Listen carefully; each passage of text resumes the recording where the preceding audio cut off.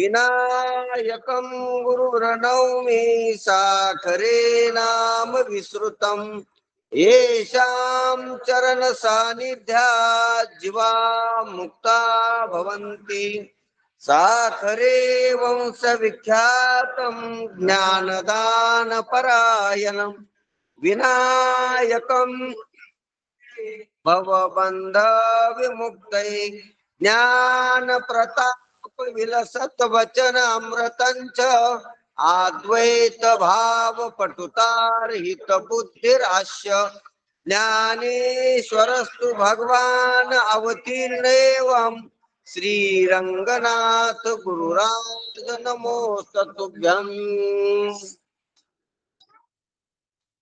आपण जगन्माता लक्ष्मी देवीच्या मंदिरासमोर नवरात्र महोत्सवाच्या निमित्तानं जोगवा मागत आहोत.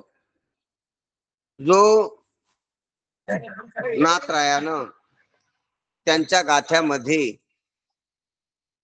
जोगवा हे रूपक करून अनादी निर्गुण असणारी भवानी कशी प्रगटली आणि कशासाठी तर मोहरूपी महिषासूर मर्दन करण्यासाठी त्याचं आणि 3 तापाची झाडणी करण्यासाठी आणि भक्ताला निर्वाणी पावण्यासाठी ही अंबिका जगन्माता भवानी प्रगटलेली आहे. कोण प्रगटली तर अनादी निर्गुण असणारी प्रगटली. कोण्या रूपानं प्रगटली तर भुवन आई या रूपानं प्रगटली. कशासाठी प्रगटली तर मोह महिषासूर मारण्यासाठी प्रगटली. मोह महिषासूर कशासाठी मारायचा तर त्या मोह महिषासुरामुळे 3 तापाचे ती त्रिविध ताप व्हायला लागली. 3 प्रकारचे ताप होत असतात. 3 तापाची झाडणी करायसाठी मोह महिषासूर मारायचा आणि मोह महिषासूर मारण्यासाठी भवानी प्रगटलेली आहे. भवानी कोणची आहे तर भवानीचं प्रगटलेल्या भवानीचं स्वरूप सगुण साकार आहे किंवा सगुण निराकार आहे आणि अनादी शांत आहे. आणि प्रगटण्याच्या आधी जे भवानीचं स्वरूप होतं मूळ स्वरूप ते अनादी निर्गुण आणि अनंत आहे. म्हणून आपण 2-3 गोष्टी ध्यानात घेऊ. बोल नका हे यायचे बोलणे कमी झाली पाहिजे असं काही करता आलं तर पहा. एक माणूस याच्याकडेच राहा. त्याच्यासाठी आपल्या संप्रदायामध्ये चोपदाराची योजना असते. यासाठीच असते.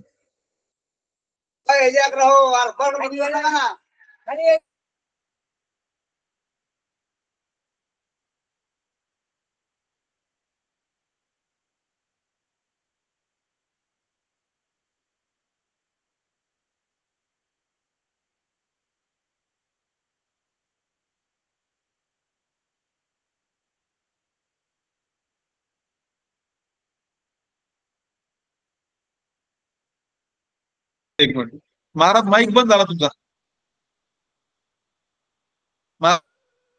हा चालू करतो शिस्ती त्या मुलाला हा बोलायला लागलो.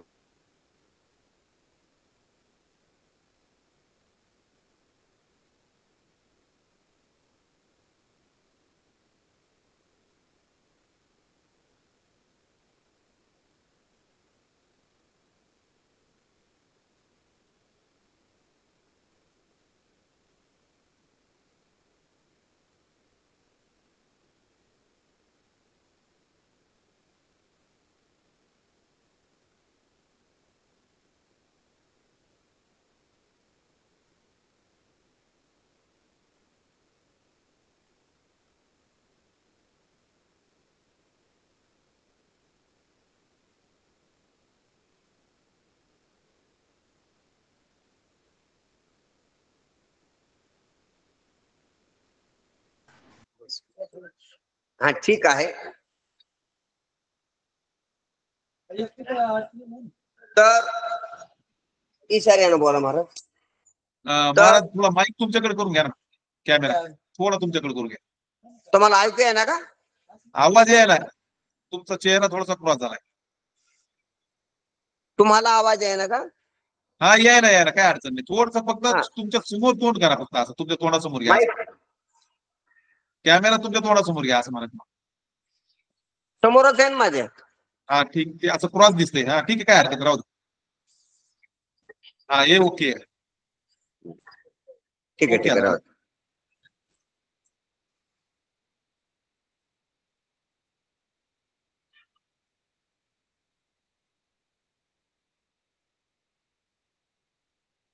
आता झालं का? ठीक आहे. हा बरोबर आलं महाराज आता.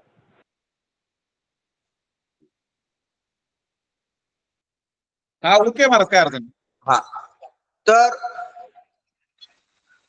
जोग्यामध्ये महाराजाचं पहिलं कडू आहे, अनादि निर्गुण प्रगटली भवानी, मोह महिषासूर मर्दाना लागोनी, त्रिविध तापाची करावया झाडणी, भक्ता लागी पावशी तू निर्वाणी, आईचा जोगोवा जोगोवा मागेल. तर ह्या पहिल्या कडव्यातून शांतीब्रह्म एकनाथ महाराज त्या देवीचं वर्णन करतात. ध्यानात घेऊ आपण. त्या कडव्यामध्ये पहिला शब्द आहे अनादि. अनादि शब्दाचा अर्थ आहे निर्माण न झालेली, निर्माण न होता असलेली वस्तू. ध्यानात घ्या जरा माय बापू. निर्माण न होता असलेली जी वस्तू आहे तिला अनादि म्हणावं, आणि निर्माण होऊन असलेली जी वस्तू आहे तिला साधी म्हणावं. जी वस्तू नष्ट होत नाही तिला अनंत म्हणावं, आणि ज्या वस्तू नष्ट होतात त्याला शांत म्हणावं. आपण जी जगातल्या वस्तू पाहतो ह्या निर्माण झालेल्या आहेत, निर्माण होऊन आपल्या पुढे आलेल्या आहेत पाहायला ह्या. म्हणून ह्या सा आदी आहेत, अनादी नाही. स आदी, यायला आदी म्हणजे जन्म आहे, जन्मासहित आहे. पुन्हा आपण याचा विचार करू की महाराजांना जे मूळ स्वरूप सांगितले ते अनादी निर्गुण सांगितले. ध्यानात घेऊन निर्गुण शब्दाचा अर्थ काय? जे गुणसहित आहे त्याला निर्गुण म्हणावं, आणि जे गुण सहित असतं त्याला सगुण म्हणावं.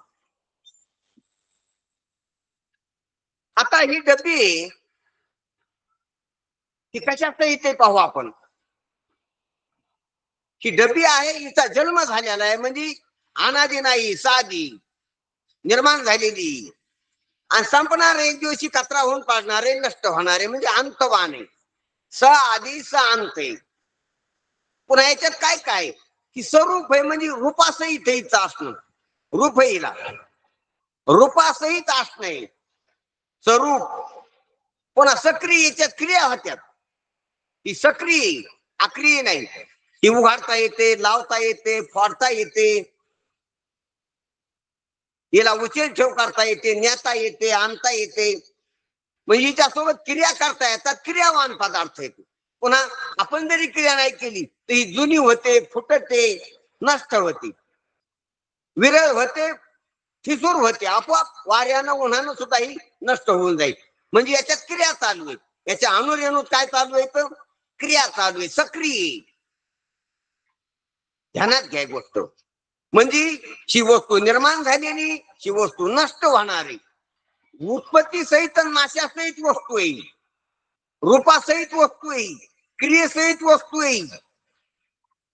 इतकंच नाही, गुणासहित वस्तू आहे. गुण आहे तिच्यात, सगुण आहे. हिच्यात गुण आहे, हिच्यात रूप आहे, हिच्यात क्रिया आहे, आणि हिच्यात आकार बी. आकारासहित वस्तू. ही का चौकोपरी आकार दिसायले का? आकारासहित, गुणासहित, रूपासहित, क्रियेसहित, जन्मासहित आणि नाशासहित वस्तू ही. लक्षात घ्या, लक्षात घ्या जरा गोष्ट. तसंच शरीर आहे. हे उदाहरणाला घेतली आपण डबी, बुक्याची डबी उदाहरणाला घेतली. त्याप्रमाणे सर्व जगातले पदार्थ तसेच आहेत. उत्पत्ती सहित आहेत, नाशासहित आहेत, म्हणजे जन्म मरणासहित आहेत, रूपासहित आहेत काही, आकारासहित आहेत, क्रियेसहित आहेत आणि गुणासहित आहेत. ते सगुण जगदांबर पसारा असाच आहे. पण ध्यानात घ्या, याच्यातली काही काही पदार्थात कमी. वारा आहे, वारा आकारासहित आहे, क्रियेसहित आहे, पण रूपासहित नाही. अरूप आहे वारा, रूप नाही वाऱ्याला.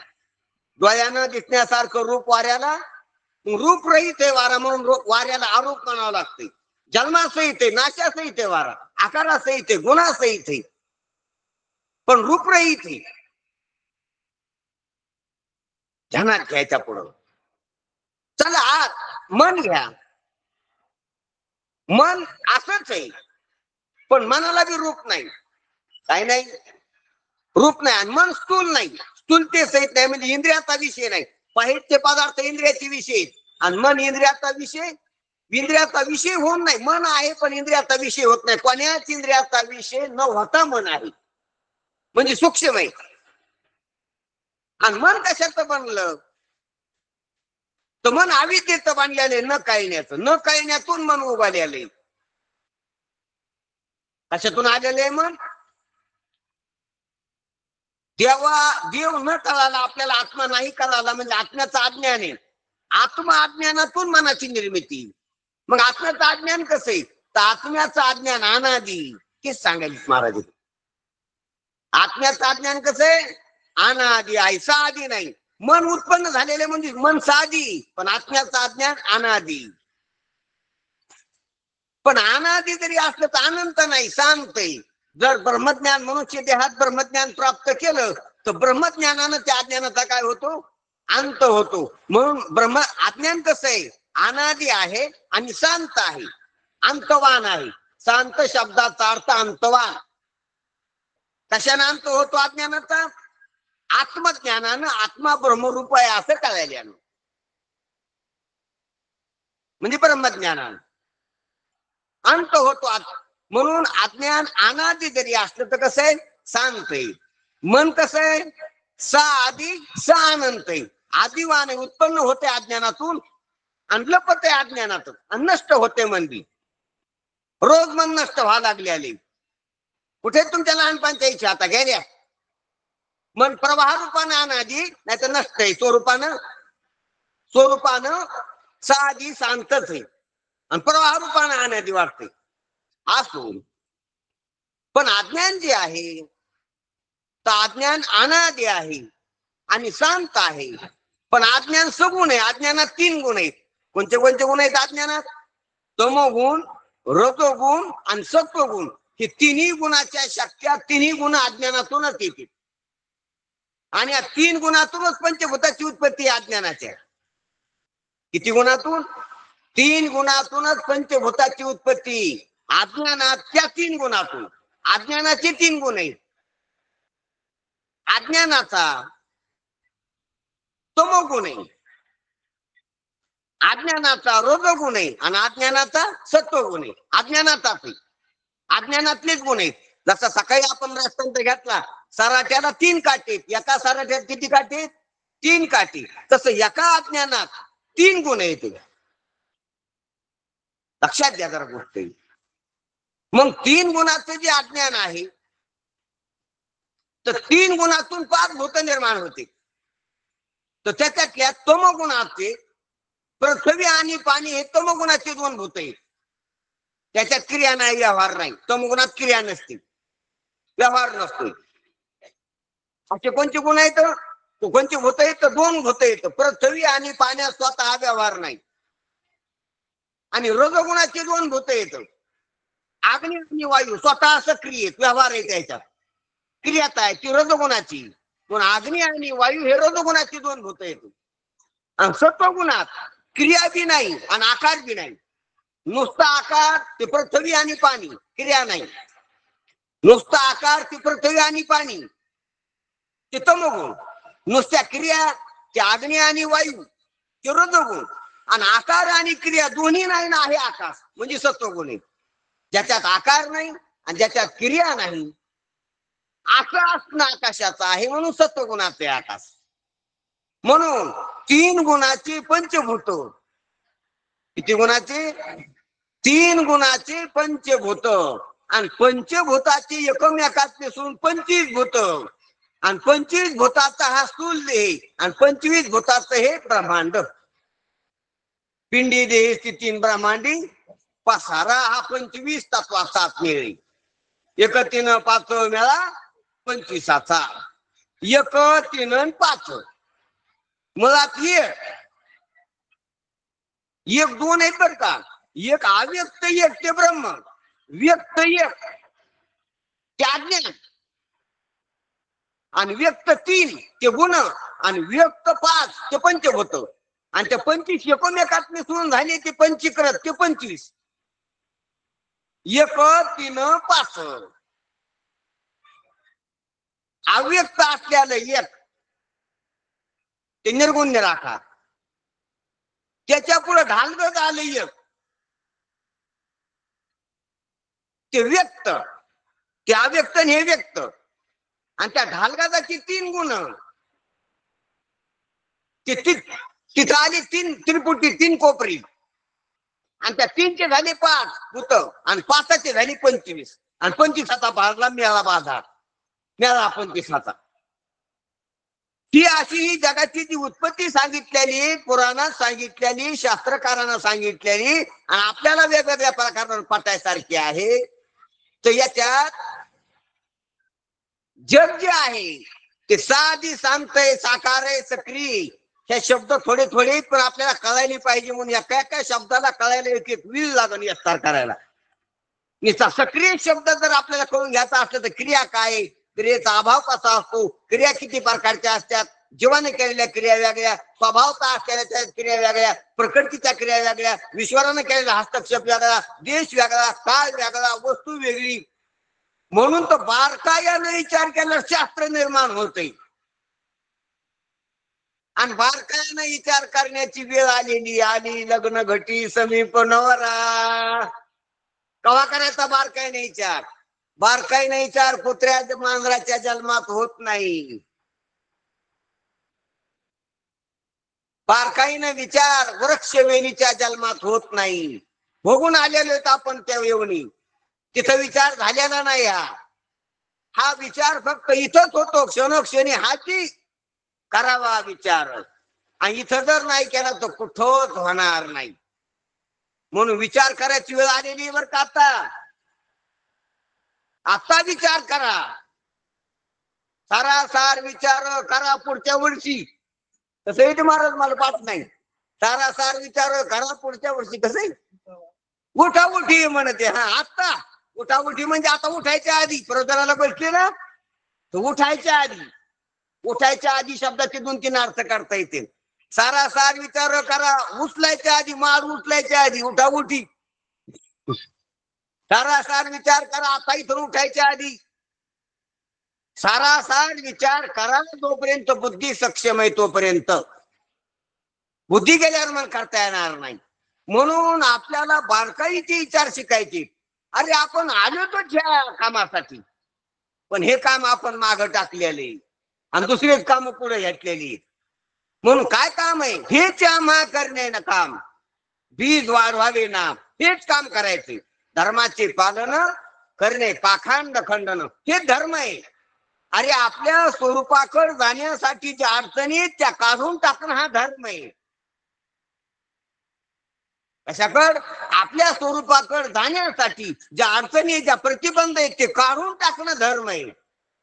काढून टाकणं धर्म आहे. परशुरामचंद्राला सीता मिळण्यासाठी माझा जे जे येईन त्याला मारणं धर्म आहे. परशुरामचंद्राचा ध्यानात घ्या, हा धर्म आहे. परशुरामचंद्रानं मारलं कोणाला? मारीचाला मारलं, सुबाहूला मारलं, धर्म आहे. कुंभकर्णाला मारलं, धर्म आहे. इंद्रजिताला मारलं, धर्म आहे. रावणाला मारणं धर्म असतो का? हो. जगविणं धर्म असतो का मारणं? महाराज म्हणते की शांती कशाला म्हणा? दया तिचे नाव भूताचे पालन आणि निर्दलन कंटकाचं निर्दलन करणं ही सुद्धा दयाच आहे त्याच्यावर केलेली. प्रभू रामचंद्रानं त्याला मारून रावणावर दया केलेली. भगवान श्रीकृष्णानं कंसाला मारून त्याच्यावर दया केलेली. दयेनं मारलेलं त्याला, माहिती आहे तुम्हाला कशानं मारलेलं? की याच्या पुढे त्यानं त्याचे पाप जास्त होऊ नये त्याच्यावर केलेली दया आहे की बस झालं आता. त्यानं ब्रेक दिले त्याच्या पापाला, याच्या पुढे तरी जास्त पाप करू नको. शिशुपालाला दया केली त्याच्यावर, कोणावर? की 100च्या पुढे शिव्या देऊ नको, ही त्यानं केलेली 101 पाप करू नको, ही त्याच्यावर केलेली दया आहे. ना ते केलं का अज्ञानी जण हे चुकतच केली, म्हणून त्याच्यावर सुद्धा केलेली दया असते ती. असं आपला विषय विस्तारित होईल. सांगायचं तात्पर्य, आपण मनुष्य देहात आलो तर हा विचार करावा. काय विचार करावा? की अनादि कशाला म्हणते? अनादि पदार्थ किती? साधी पदार्थ कशाला म्हणतात? शांत पदार्थ कशाला म्हणतात? त्या गोष्टीचा आपल्याला विचार करणं अत्यंत गरजेचं आहे. ध्यानात घ्या. मग अनादि म्हणजे न जन्माचा असलेली वस्तू. अशा कोणती वस्तू आहे? परमात्मा आहे तशी वस्तू. न जन्माचा असणं, शरीराचं असणं जन्मू नये, प्राणाचं असणं जन्मू नये, इंद्रियाचं असणं जन्मू नये, मनाचं देखील असणं जन्मू नये, फक्त अज्ञानाचं असणं जन्मून नाही. पण जन्मून जरी नसलं तर अज्ञान समाप्त होतं, म्हणजे त्याला जन्म नाही पण मरण आहे अज्ञानाला. अज्ञानाला काय नाही? जन्म नाही, पण काय आहे? मरण आहे, म्हणजे अंत आहे त्याचा. आणि परमात्माची कसं आहे? जन्म बी नाही मरण बी नाही परमात्म्याला. चला तिकडे ते परोक्षात पाहत अपरोक्षात पहा. शरीर कसं आहे? जन्मून आहे. कपडे कसे? शिवून आहे तर फाटणारे आहे. शरीर कसं आहे? जन्मून आहे आणि मरणार आहे. प्राण कसे? येऊन आहे तर जाणारे. येऊन जाऊन एक प्राण, येणारे तर जाणारे. मन कसं आहे? बुवाणार आहे, मावळणार आहे. ध्यानात घ्या बा. आणि अज्ञान कसं आहे? अज्ञान असं छातीवर बसल्याले ते न जन्मून छातीवर बसल्याले, जन्माला आलं नाही ते कवा, अनादि येते. पण तरी बी विचार केला, ब्रह्मज्ञान प्राप्त केलं संतांच्या संगतीत मनुष्य द्या, तर ते नष्ट करता येते, ते समाप्त करता येते. अज्ञान देखील, अज्ञान अनादि पण शांत आहे. आणि परमात्मा कसा आहे? अनादि अनंत आहे. म्हणजे आपण हे पहा, शरीर हे कपडे शिवून फाटणारे, ध्यानात घ्या. शरीर जन्मून मारणार, प्राण येऊन जाणारे, इंद्रिय उगून मावळणारे, आणि मन उद्भूत होऊन अनुद्भूत होणार.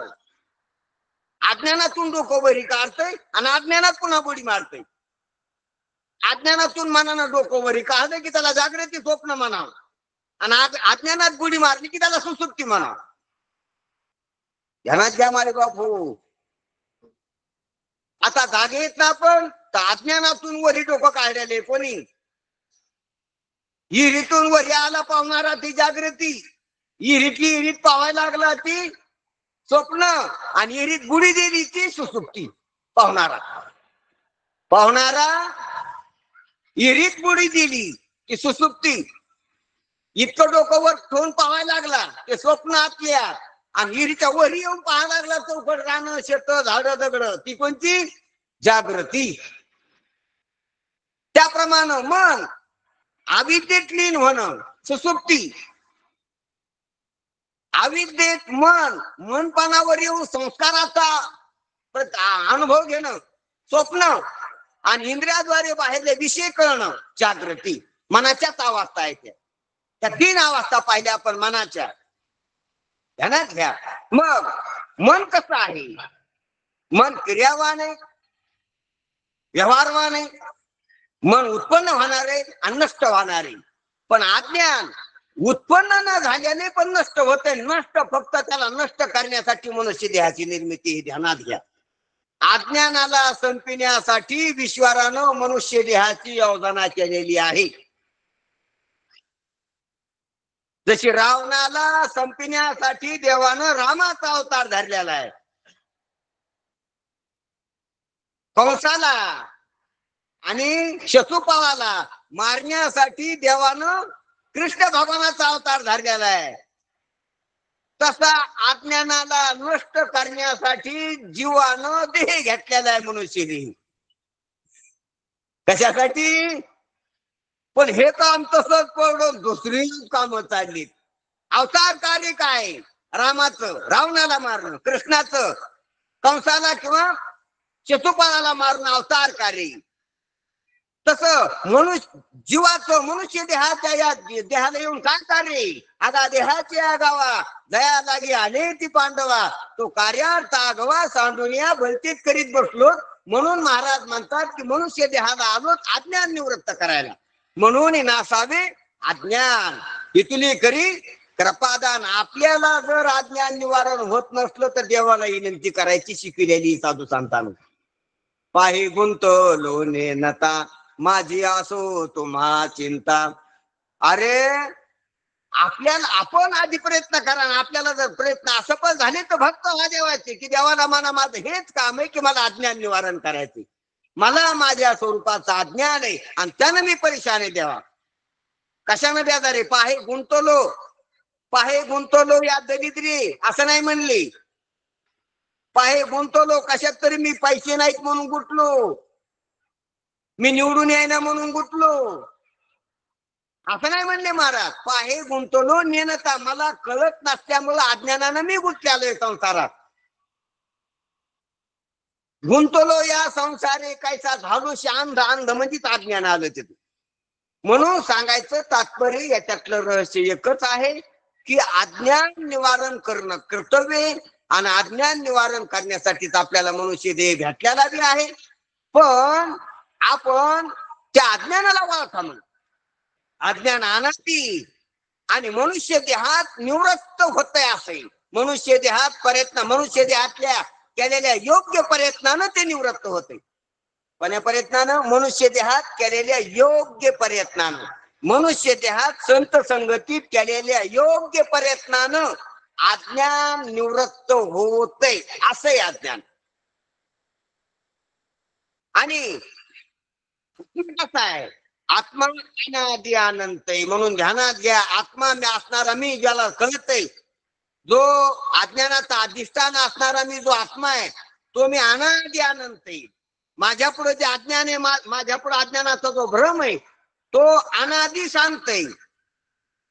आणि त्याच्या पुढे जे मन आहे ते मन साधी शांत आहे. आणि मनाच्या पुढची इंद्रिय देहेंजक साधी शांत आहे. ध्यानात घ्यायची गोष्ट. म्हणून आणि ही अंतःकरणात गुरुमुखातून ऐकलेल्या महावाक्याच्या चिंतनानं जे ब्रह्मज्ञान होत असते मी ब्रह्म आहे ते कसं आहे? ज्या ब्रह्मज्ञानानं अज्ञानाची निवृत्ती होती ते ब्रह्मज्ञान कसं आहे ते सांगायलेत महाराज. ते प्रगटलेलं आहे ब्रह्मज्ञान. प्रगटले ज्ञान नारायण होती. तो तुकोबाराय म्हणते ज्ञान कसं आहे? प्रगटत आहे. ब्रह्मज्ञान प्रगटत असते. मी ब्रह्म आहे असं ज्ञान प्रगटत असते. स्वरूपानं देव पाहिलाच असतो पण मी देव आहे आणि जगत खोट आहे असं ज्ञान अंतःकरणात महावाक्याच्या चिंतनानं प्रगटत असते. आणि तीच देवीच अज्ञानाचा आणि अज्ञानातून निर्माण होणाऱ्या मोहाचा नाश करते. कोण? देवी जाज्वल्ली.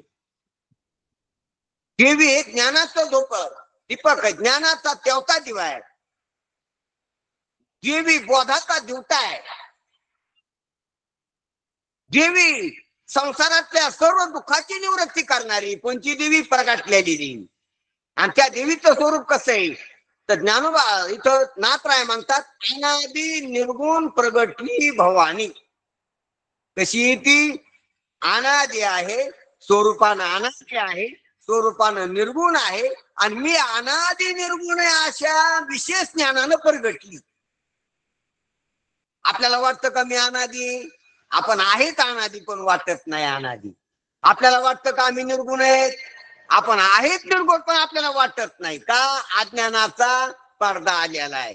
अज्ञानाचं आवरण आलेले आहे. अज्ञानाची काळीमा चढलेली. अज्ञानानं आंधळे झाल्यामुळं निर्गुण असून निर्गुणाला निर्गुण मावलं. हो, निर्गुणाला निर्गुण झाकलं. आणि अनादिपणा असून जन्मा मारणारा. अरे आपण अनादी आता आम्ही जन्म न होता आहे, पण आपल्याला मूळ स्वरूपाची ओळख नाही ना आपल्या. म्हणून आपण आपला जन्म सांगतो की मी इतक्या दिवसाचा आहे महाराज, ह्या वर्षी माझा जन्म झालेला आहे महाराज. अरे तुझा झालेला आहे का तुझ्या शरीराचा झालेला आहे? तुमची जी काही जन्मतिथी आहे ब्राह्मणानं काढलेली किंवा तुमच्या घरच्यांनी लिहिलेली बर्थ डे, तर तो डे तुमचा आहे का तुमच्या शरीराचा आहे? खरं सांग कोणाचा आहे? शरीराचा आहे. मग तुमच्या शरीराचा बर्थ डे, तुमच्या शरीराचा जन्मदिवस तुमचा कसा होईल? तुमचा तुम्ही त्या दिवशी जन्मले का? त्याच्या आदल्या दिवशी नव्हते का तुम्ही? अरे देहाचं पण तो बर्थ डे नाही. देह ते दिवशी फक्त आईच्या उदरातून बाहेर आलेला दिवस आहे का? आधी देह नव्हता ते त्याच्या आदल्या दिवशी देह नव्हता का? त्यांना काही गमती आहे. आपण जो बर्थ डे, आपण जो जन्मदिवस साजरा करतो तर तो देहाचा जन्मदिवस आहे का? त्याच्या आदल्या दिवशी देह नव्हता का?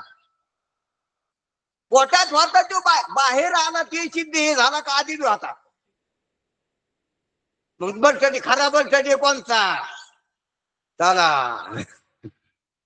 खरा जन्मदिवस कोणता देहाचा? अरे देहाला जन्मच नाही, देह रचते खचते संचते रचलेला, त्याला कोणता दिवस म्हणा?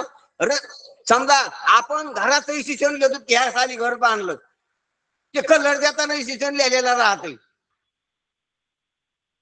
पाया खाणला त्या दिवस पासून काय झालेले, घर रचायला सुरुवात झाली. घराचा एकच दिवस नाही, 1 वर्ष जाते बांधायला. मग कोणता जन्मदिवस घराचा? घर रचलेलं एका एका दगडाने एका एका इटानं. तसा देह सुद्धा रचलेला आहे. तुकाराम महाराज म्हणते देहाचा जन्म नाही. देह कसा आहे? रचलेला आहे. रचते खचते संचते आसार रीते फलकट. हा महाराजांनी किती समक्ष केली. देह कसा आहे? रचतो खचतो. जवळपास जन्मल्यापासून तर ही 25-30 वर्षापर्यंत रचना सुरू होती याची. 30-35 वर्षापर्यंत रचल्या जातो आणि तिथून पुढे मग काही दिवस तसाच राहतो. नंतर खचायला सुरुवात होती. काय होती? दात पडले, केस पांढरे झाले, गुडघे वाकले, कंबर वाकलं, वजन कमी झालं, खोकला लागला, दमा लागला. मग काय होतं?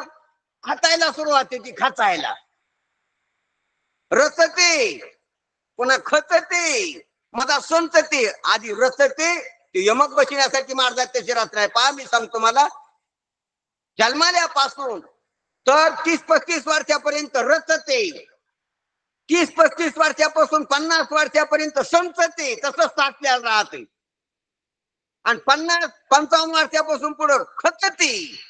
रचते संचते खचते. आणि याचं स्वरूप एकंदर पाहिजे आसार म्हणजे बदलणारे म्हणून नाशिवंत आहे आसार. आणि ते नित्य नाही ते आसार. रीते रिकामय. रिकाम म्हणजे खऱ्यानं हे माईक आहे. खऱ्याच्या दृष्टीनं पाहिलं ती मायावी उपाधी, चांगली उपाधी आहे ब्रह्मज्ञानाची, पण तरी मायावी. फलकट. फलकट शब्दाचा अर्थ पोकळ, त्याला अस्तित्व नसल्यानं, त्याचा सार नाही असं फलकट. फलकट होतो संसार, तसा हा बी संसारच आहे देहाचा. कसा आहे? फलकट. फलकट शब्दाचा अर्थ ज्या हरभरे सर्व काढून घेतले, घाट्यातले तिरंबेतले सोले सर्व काढून घेतले, जे राहिलेले इथे कसं आहे? फलकट. फलकट शब्दाचा अर्थ भूस स्वथा, कार्यामुळे त्या उगवत बी नाही आणि त्याच्यात सत्व बी नाही, असं कचरा. तसा आहे हा देह. असं ह्या देहाचं वर्णन कोणी केले? तुकाराम महाराजाने केलेलं आहे. मग आपला विषय कशावर निघाला की देह साधी आहे, पण आपल्याला मी साधी वाटतो, हा भ्रम आहे. आपण अनादी आहोत. आपण कसे आहोत? अनादी आहोत. पण आपल्या अनादी तत्वाचं आपल्याला ज्ञान आहे, तीच प्रतिबंध आहे. हे पहा, देवाचे 2 रूप आहेत. एक देवी अज्ञान रूपानं जग दाखविती आणि देव दाखविती, ती आधी देवी. आणि नंतर संतांच्या संगती जी देवी प्रगट होती ती देवी बोध रूप आहे. बोध रूपी देवी जग खोटं दाखविती आणि देवाला जी दाखविलेली अज्ञान त्या अज्ञानाला तीन देव उघडा करते. दोन देवी आहेत, एक अज्ञानाची देवी आणि एक ज्ञानाची देवी. म्हणजे एक कालिका आहे आणि एक लक्ष्मी माता आहे. कालिका म्हणजे अज्ञानाची देवी, त्या आधी जीवाला झडपिलेले तिने ते दाखवले. ती विसंवादी देवी आणि संवादी देवी जी ब्रह्मज्ञान करून देती, जी जीवाची भ्रांती वारीती, मोह मायशासूर मारती, अशी देवी. आणि अशा देवीचं प्रगटन नाथ महाराज आपल्याला सांगतात. म्हणून देवीचा जो अवतार झालाय प्रगटलेली, तर ती कुठून आलेली, तर मूळ ब्रह्मरूपातूनच आलेली. म्हणून ब्रह्म देवीच्या रूपानं प्रगटले आले. जसं विठ्ठलाच्या रूपानं काय नेनो ब्रह्म मार्ग चुकले आणि ते हे उघडे पंढरीशी आली, म्हणजे ब्रह्मच पंढरीला आलेले. किंवा क्षीरसागरीचा हरी तिथं कुठं आणलाय, द्वारकेत आलेला आहे. त्याप्रमाणे प्रभू रामचंद्र जसे विष्णू भगवानच प्रभू रामचंद्राच्या रूपाने आलेले प्रगटलेले, जगाच्या आपल्याला पुराणातल्या कथा माहित आहेत. त्याप्रमाणे निर्गुण निराकार अव्यक्त असलेलं ब्रह्म देवीच्या रूपानं प्रगटलेलं आहे. ध्यानात घ्या. म्हणून महाराज म्हणतात अनादि निर्गुण प्रगटली भवानी. आणि कशासाठी प्रगटली महाराज, त्याचं कर्तव्य काय किंवा हेतू काय आहे, तर मोह महिषासूर मर्दाना लागून. हे पहा, साधकाच्या जीवनामध्ये देवी प्रगटत असते. ध्यानात घ्या, साधकाच्या जीवनामध्ये. म्हणून मनुष्य देहाला यावा आणि साधक होऊन जीवन जगावं. साधकानं जर साधना करीत राहिलं तर त्याच्या अंतःकरणात देवीचा उदय होत असतो, देवीची प्रगटता होत असते. आणि ती कशी झाली ती नाथ महाराज सांगतात. नाथ महाराज स्वतःचा स्वानुभव सांगतात की माझ्या जीवनामध्ये देवीचा प्रादुर्भाव झाला, देवीचं उद्घाटन झालं, देवीचा उदय झाला, देवी प्रगटली. कशी प्रगटली महाराज, अनादि निर्गुण प्रगटली भवानी. आणि कशासाठी प्रगटली, तर मोह महिषासूर मर्दाना लागून. हे पहा, आपल्याला जोपर्यंत मोह महिषासुराचं प्रताप कळणार नाही तोपर्यंत देवीचं महात्म्य कळत नाही. म्हणून राम प्रभू रामचंद्राच्या जन्माच्या आधी रावणाची कथा आलेली रामी जगन्नाथात तुम्ही पहा. हरविजय मध्ये बी कृष्णाच्या चरित्राच्या आधी कंसाचं आलेली. तसं देवीच्या प्रगटण्याच्या आधी मोह महिषासूर कसा मातला होता ते कळालं पाहिजे. म्हणून आधारूप आधी कळल्याशिवाय अपवाद सांगता येत नसतो. जग आपल्याला आधी लक्षात आल्याशिवाय देव कळत नसतोय. जीवपणा लक्षात आल्याशिवाय आत्मा लक्षात येत नसतोय. त्याच्या खुब्या आहेत. म्हणून आपल्याला मोह महिषासुरानं कसं घेरलेलंय, मोह नावाचा राक्षस इतका उन्मत्त झालेला आहे आणि इतकं त्यानं सर्वांच्या गलतीला दाबलेले आहेत तुमच्या आमच्या. ध्यानात घ्या, आपल्याला मोहिनी मोह आहे. कशाचा मोह आहे, प्रत्येक वस्तूचा मोह आहे. मोह म्हणजे तुमचं मन त्या प्रत्येक वस्तूला चिटकायला आले. हे जेव्हा ती वस्तू नष्ट होते, चोरीला जाते, हरपते, तेव्हा तुम्ही विचलित होता, तेव्हा कळत आहे. प्रत्येक वस्तू एखाद्याच्या खिशात आणखीचा असतो आणि त्याने मी सुपारी फोडतो, पण प्रवासात त्याचा आणखीचा काय हो हरपा, मग त्याचं कळत होतं आणखी त्याला किती चिटकालेला आहे तो, ते तेव्हा कळत. मग तू स्टेज 5 वेळा विचारतो, त्याला विचारतो, मागं जातो, पुढे येतो. म्हणजे त्या आणखीच्याला त्याची किती मोहिनी होती की नंतर उघडी पडती. म्हणून वस्तू असताना वस्तूची मोहिनी कळत नाही. म्हणून माणूस घरचा बी असताना त्याची मोहिनी कळत नाही. तो जाता असतो तेव्हा जे मागेल ते सर्व रडतेत किंवा शोक आक्रोश करते, त्याच्याहून त्याचा मोह लक्षात येतो की त्याच्या इतकी चिटकाली होती, त्याला इतकी मोहिनी होती. प्रत्येक वस्तूची मोहिनी. मोहिनी शब्दाचा अर्थ काय, आपलं मन त्या वस्तूत गुंतणं. आपलं मन मोकळं नाही. महाराज म्हणते कोठीही चित्ताशी नसावे बंधन, हृदयी नारायण साठवावा. महाराज म्हणते आपलं मन मोकळं शिव पाहिजे, गुतून आहे कशात. जसं जाळं पाण्यात टाकलं आणि वळण वरी तर पाण्यात गुतत नाही. काय होत नाही, पाण्यात जात नाही का जात. पाण्यातून वर येताना म्हणजे पाण्याला धरत का ते, पाणी त्याला धरीत नाही, ते बी पाण्याला धरीत नाही. बरोबर आहे का नाही. पण तांब्या पाण्यात टाकला ना असा घेतला, सवासा जर घेतला तर काय होतो, पाणी घेऊन येतो. काय घेऊन येतो, पाणी घेऊन येतो. आणि जाळं पाण्यात टाकलं वरी काढलं तर जाळ्यानं पाणी धरता येत नाही, माश्या धरता येतात. काय धरता येत नाही, पाणी का धरता येत नाही, त्याच्यातून ते राहत नाही त्याच्यात. हे पा संतांचं मन हे जाळ्यासारखं आहे, जगात येतंय आणि जगाला घेत नाही. ती तुकाराम महाराजांना जगात मन गेलं आणि जगातून गेलं की जग नाही येत त्याच्यात. अशात जगात मन येत नाही, मनात जे गुतत नाही किंवा जगात मन गुतत नाही संतांचं. आणि आपलं मन आलं इकडं, याच्यात काय होतंय, याच्यातच गुतत. बरं थोडं सांगा, तुमच्या मनाला ह्या गावाचा, ह्या गावातल्या माणसाचा परिचय पहिल्यापासून आहे का काही दिवसाचा आहे? पहिल्यापासून आहे का काही दिवसाचा आहे? बोला बोला थोडं. 100 वर्षाच्या आधी ह्या गावाचा परिचय होता का तुम्हाला? ह्या लोकांचा परिचय होता का? 50 वर्ष 60 वर्षापूर्वी होता का काही काहीला? मग आजकालची गोष्ट आहे का? बरं तुमचं मन कवा बसून आहे? हे मनानं किती खाणी पाहिल्यात, किती वाणी पाहिल्यात, किती जन्म पाहिलेत. या मनाची संगती जन्म घेतली, किती माया माईक असून भ्रांतीवर परा झालो होतो. हे मन का आजकालच का? आणि ह्या मनाला हे तुमचं गावन हे जे मलिदाई ठरतं कधी हे आजकालच आहे का पहिल्यापासून आहे? आणि हे मन कुत्र्या डुकराच्या जन्मात माग अनादी काळात लाखो वर्षापूर्वी हेच मन होतं. हे मन आजचं नाही. ही सृष्टीच निर्माण झाली नव्हती, याच्या आधी दुसरी सृष्टी होती प्रलयाच्या काळाच्या आधीची. त्या सृष्टीत बी तुमचं हेच मन होतं. एक मन तुझ्या अवघ्या भांडवाला. आणि इतकं जुनं मन आहे आणि त्या मनाला हे माणसं ने गाव नव आहे का जुने अचानक लय पाहिले. पण ते काय जिथं गेलो तिथंच गुतत, हे त्याचा स्वभाव आहे. पा काय होतं, मुलगा तसा पाहुण्याची इथं नेला, मुलगा आपला गेलो पाहुण्याची इथं. पाहुण्याची इथं गेल्यावर तिथला खुळखुळा तिथला फुगा ते हातात घेतय आणि जाताना मग ते सोडित नाही.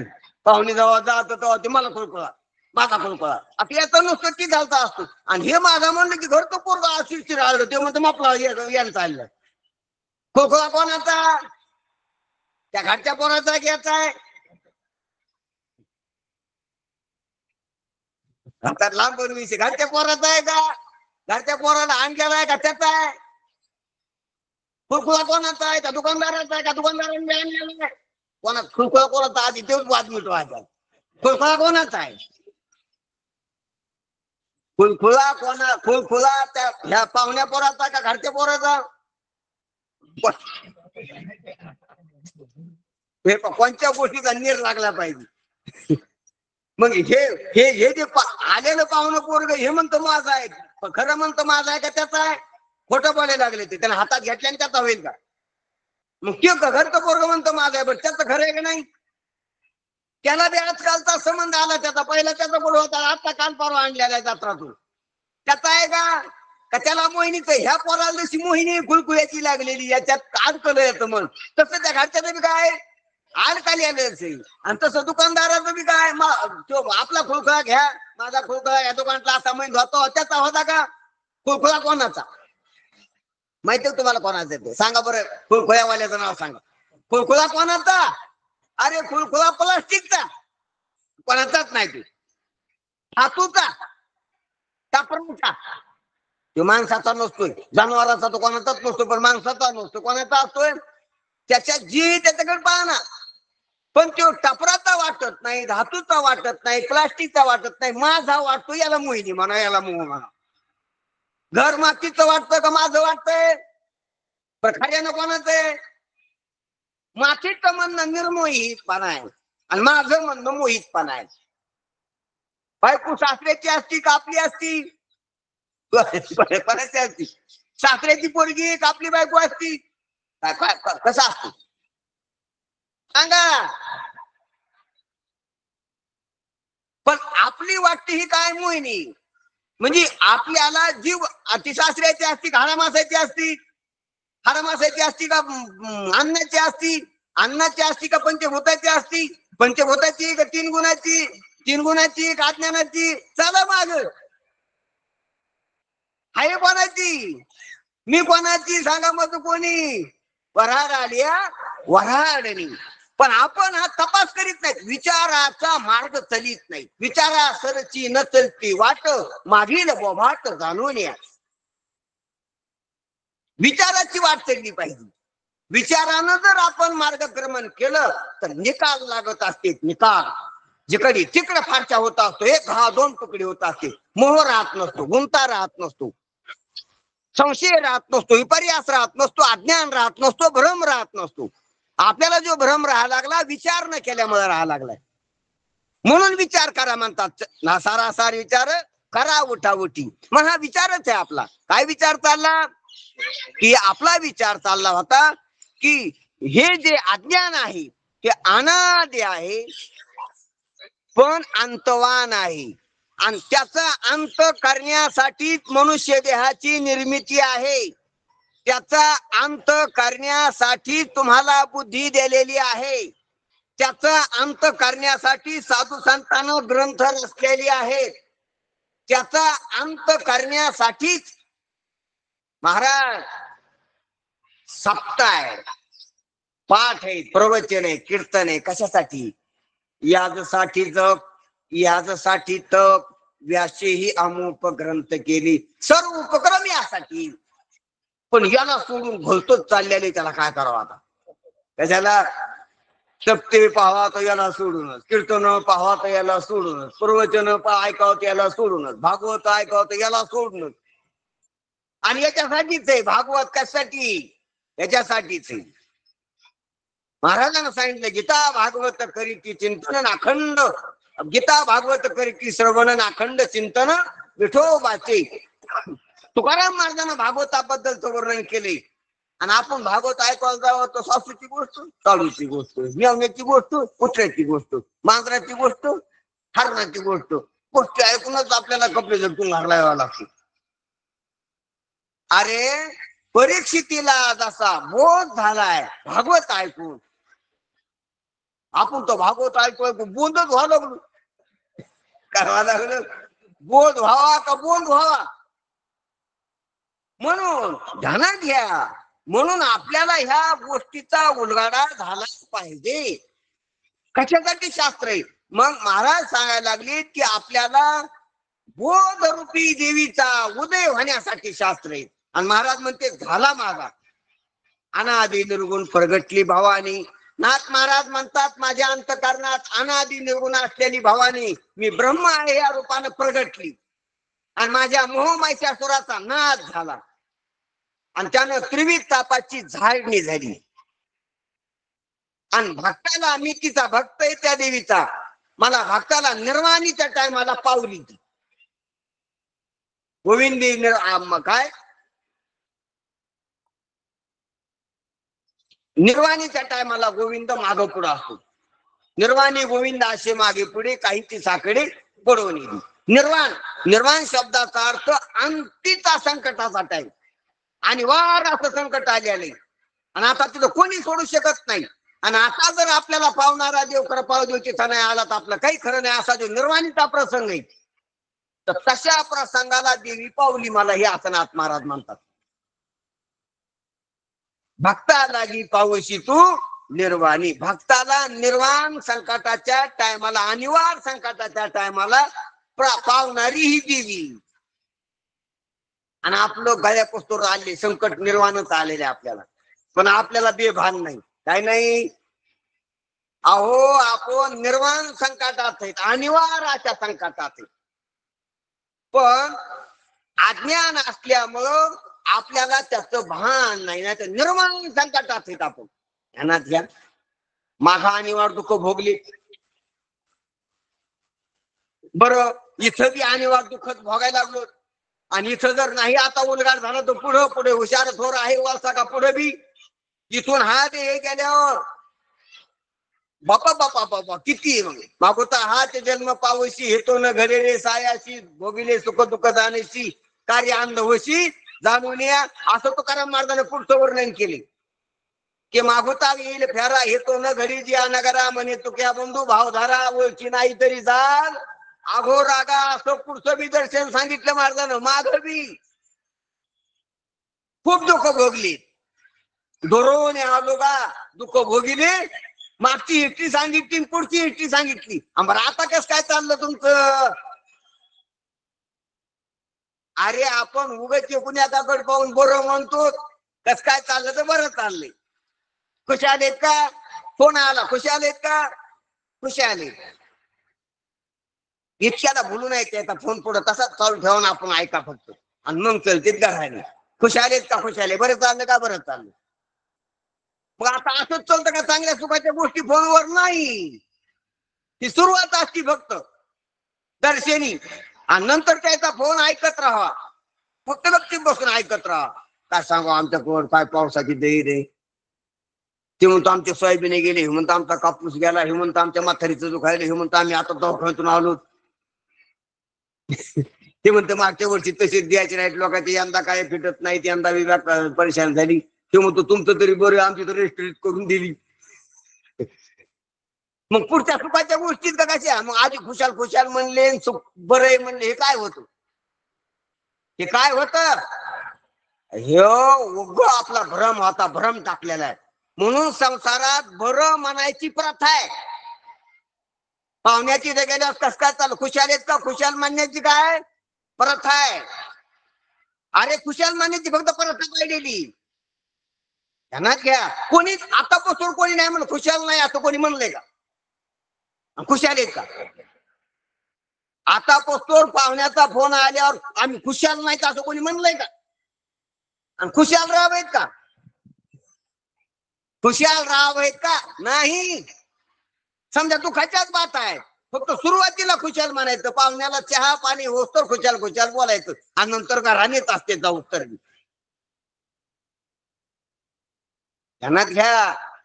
म्हणून सुख नाही कोठे आलिया संसारी कोणी सुखी नाही जगी सुख सर्व सुखी असा कोण आहे. मना तूची शोधून पाहि मना तूच अंतरी शोधून पाहि. कोण सुखी जो देखील सो दुखिया बाबा फक्त दुखिया म्हणण्याची प्रथा नाही सुखिया म्हणण्याची प्रथा आहे असा आपला विषय चालला होता. म्हणून माग बी दुःख आहे पुढे बी दुःख आहे आता बी दुःख आहे आणि सुख व्हायची शक्यता आहे फक्त कळल्यावर तर कळून घ्यायची बुद्धी नाही. कळून घ्यायची गरज वाटत नाही आणि कळून घ्यायचा हे काही दिवसानं राहणार नाही मग तो दुःखातच पाळणार. मग किती निर्वाणीचं संकट आहे. बरं यात कळून घ्यायचा जो दे त्याचं काय खरंय आज आहे उद्या नाही. ध्यानात घ्या कळून घ्यायचा जो दे आहे तो बुडबुड्यासारखा आहे. महाराज म्हणतात गेला गेला हा नरदेव मग कायचा भगवंत आणि आपल्याला नरदेव चालला येतं काही वाटायला का. महाराज म्हणते आयुष्य जात आहे पहा काल जप तसे महाराज आम्ही कसे पाहतो ते आयुष्य जात आहे आपले पाहतो का की आज आपलं कालचं आयुष्य गेले कालचं 24 तासाचं आयुष्य गेले याचा काही घोर केला का आपण. हा माल गेली त्याचा घोर केलाय बर का. काही डुकरानं खाल्लं काही हरणानं खाल्लं रोहीनं खाल्लं याचा घोर केला काळानं खाल्लं याचा घोर केला का. तुमचा माल जास्त काळानं खाल्लाय का डुकरानं रोहीनं हरणानं खाल्ला खरं सांगा बरं इमानदारीनं सांगा बरं जास्त कोणी खाल्ली. मग काळानं खाल्लं याच्या का पाक्याल्या का की काय सांगा काळानं लेच खाल्लो मागं म्हटलं तर 25-30 वर्ष आयुष्य काळानंच खाल्लं. तुमचं जास्त काळानं नुकसान केलंय का पावसानं आणि गप्पा कशाच्या पावसाच्या का काळाच्या. आणि नामदेव महाराज सकाळी सांगतील की आयुष्य जात आहे पान काळ जपतसे महान सोहिताचा घोर वाहा आणि टाळावर म्हणून बी टाळतं ध्यानावर यायला काय सांगा. आता टाळ हाणावं डोक्यात मला वाटतं कुणाच्या टाळावर टाळ हाणल्यापेक्षा डोक्यावर टाळ हाणा म्हणजे आवळी तावळीच करून लक्षात आलं तर आलं. अरे आयुष्य चाललंय आणि ते आयुष्य जर गेलं इथं ध्यानात घ्या तर मग दुःखात आहे दुःख. तो का म्हणे हानी यावरती म्हणा आणि इतकीच आशा आहे आता की आपलं आयुष्य जर राहिलं आणि आपल्याला चिंतन करता आलं संत संगतीत तरच आपल्याला दुःखातून पार पडता येईल. इतकं संकट आहे महाराज आपलं. इतकीच आशा आहे आता एका मुलीवर राहिली. काही आशा नाही पुढच्या जन्मावर मागच्या जन्मावर. फक्त या आयुष्य आहे तोपर्यंत जर आपल्याला संत भेटले किंवा संतांची आपण सेवा केली ना आपल्याला संतांचं गर्भित मनोगत कळालं तरच दुःख निवृत्त होईल. मग निर्वाण संकटात येत आपण का कशी काय आणि वार संकटात येत महाराज. आणि देहाचा भरोसा नाही. आपल्याला वाटतं का उद्याच्या चिंतनाला हा देह राहायला पाहिजे बरं का आपण ऐका लक्ष देऊन. उद्या राहू नाही राहू पण आज तरी ऐका नाथ महाराज काय म्हणतील. इतकी फिकीर करून आपण ऐकतो होय. खाया पिया सुखसे सोया नहा दमाना खोया. इतकी आपल्याला तडक आहे काय कायची. ध्यानात घ्या जसं आयसीयूवर लावलेलं पेशंट डॉक्टर भरोसा द्यायना तेव्हा कशी आपली तळमळ असते तशी तळमळ ऐकता ना. बरं हे निमित्त आयसीयूवर लावलेले का तेव्हाच लावलेले.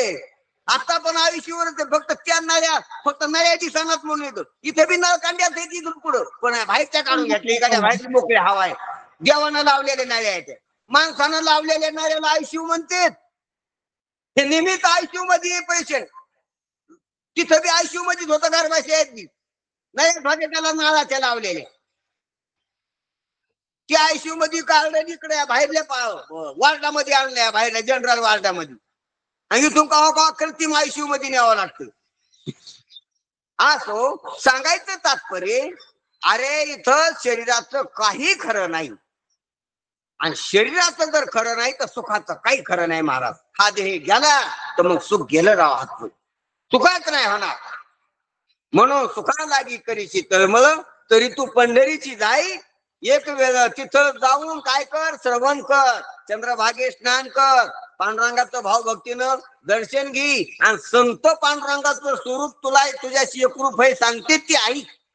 तेव्हा काय होईल तुला सावघात सुखरूप होशील जन्मजन्मीचे दुःख सरची तेव्हा असं तुला फल भेटन पंढरपूरचं. असो म्हणून सांगायचं तात्पर्य आपला विषय चालला होता की नरदेहाचीच आशा आहे आणि तो नरदेहात आपण निर्वाणीच्या संकटात सापडलेलो आहोत आणि आपल्या अशा निर्वाणीच्या संकटात आपण आहोत असं आपल्याला कळावा. आणि तेव्हा आपण पूर्ण भावानं सर्वांगाचा कान करून श्रवण करतो आणि देवीचं अवतरण होण्यासाठी साधना करतो आईचा जोगवा मागतो. म्हणून महाराज म्हणते नाथ महाराजाला असं कळालं.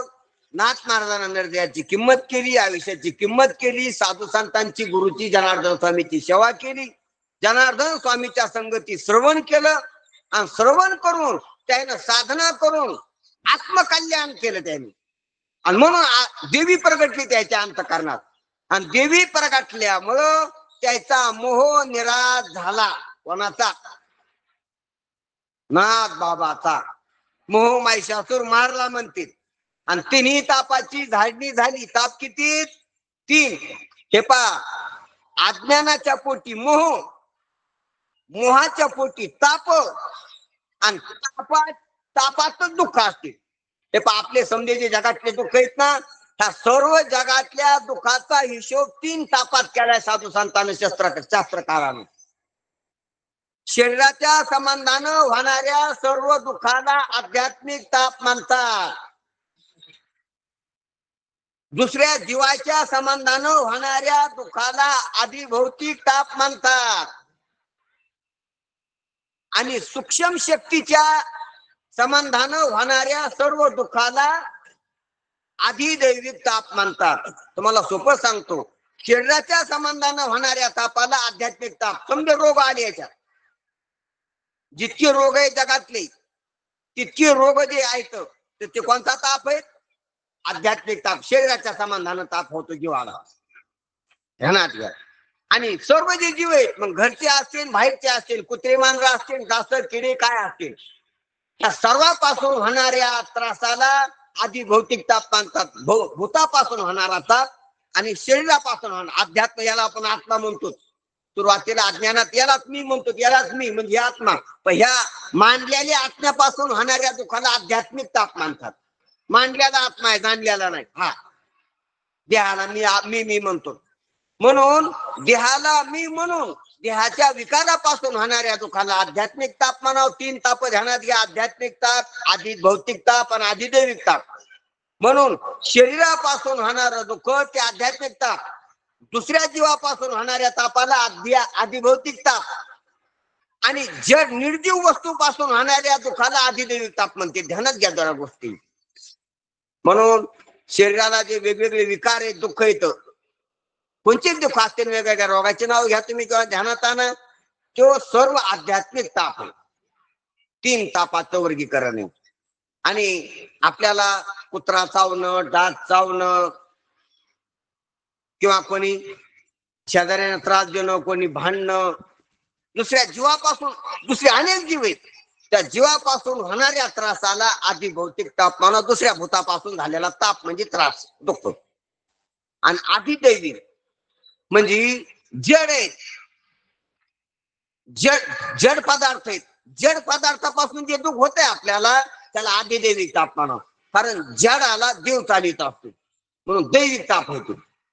कारण पाण्यामध्ये वाहवलं, कोणता ताप झाला महाराज? कोणी शरीरापासून झाला, त्याला रोग झाला का दुसऱ्या भूताने द्याला? नाही, ती जड, पाणी जड आहे. आणि पाणी ही ईश्वराची इच्छा आहे. पाणी ईश्वराची जन पडली, ईश्वराची जन व्हावं लागली, मग त्याला ईश्वराकडे घ्यावं लागतं, देवाकडे घ्यावं लागते. आधी दैविक ताप.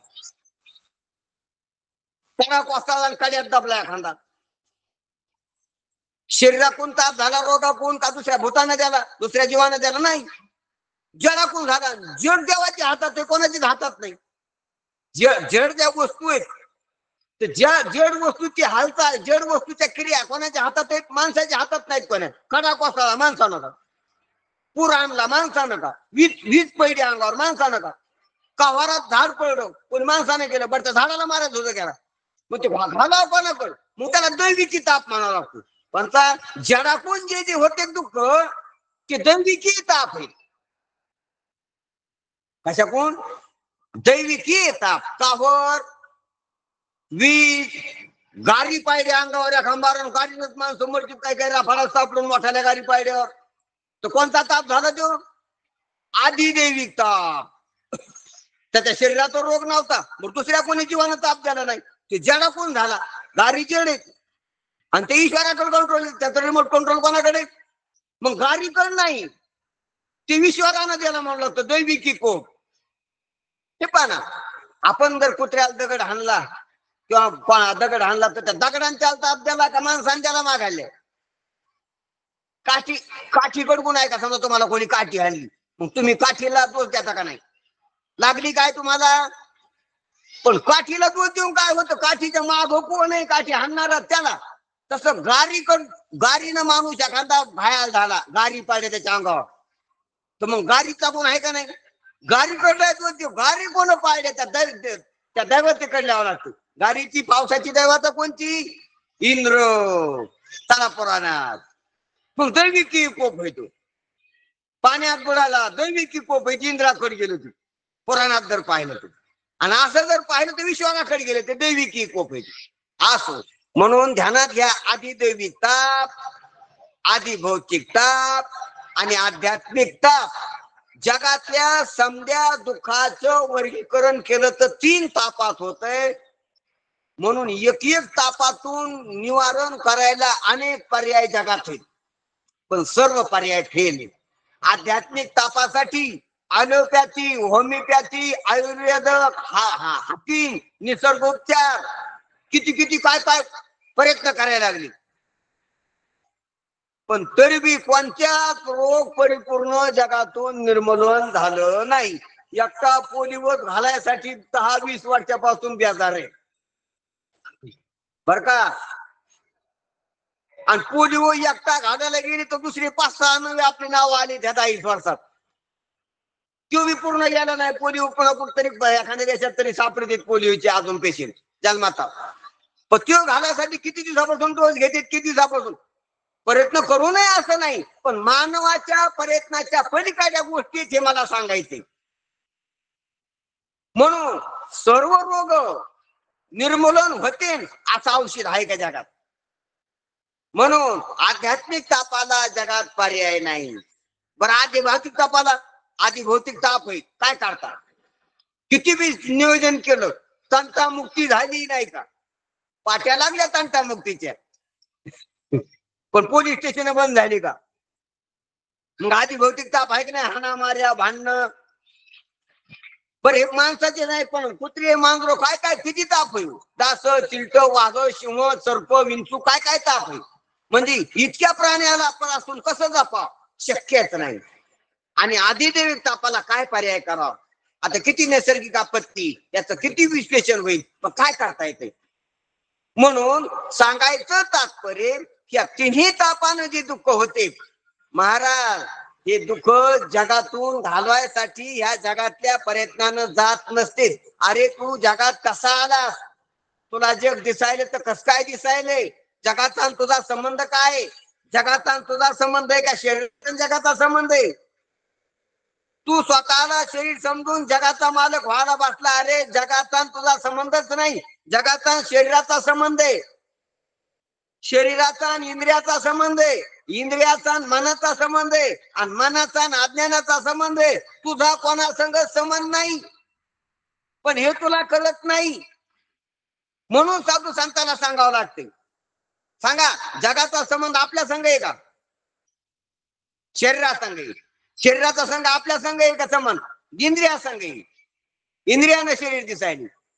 इंद्रियाचा संबंध तुमच्या संघ आहे का? नाही, मना संघ आहे. मनाचा संबंध तुमच्या संघ आहे का? नाही, अज्ञाना संघ आहे. आणि अज्ञानाचा संबंध तुमच्या संघ आहे का? नाही, अज्ञान तुमच्यावर कल्पित आहे.